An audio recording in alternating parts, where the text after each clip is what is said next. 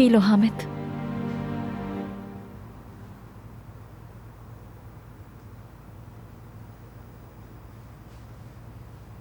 परेशान मत हो मेरी जान, हम यहां से दूर चले जाएंगे।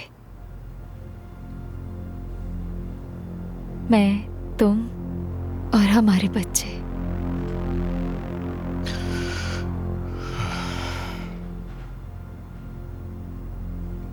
कोई हमें ढूंढ नहीं पाएगा, कोई भी हमें मज़ीद तकलीफ नहीं पहुंचा सकेगा। मेरी जान, तुमने खुद भी देख लिया ना, है ना?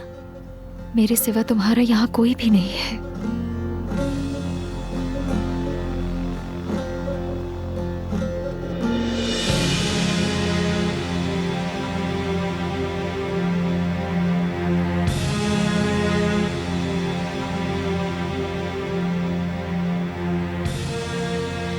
जानान,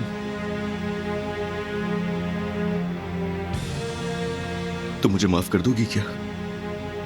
मैंने तुम्हारे साथ बहुत जुल्म किया है, बहुत गलत किया है। तुम मुझे माफ कर दो खुदा के लिए। क्या आप समझ आ गया तुम्हें सब?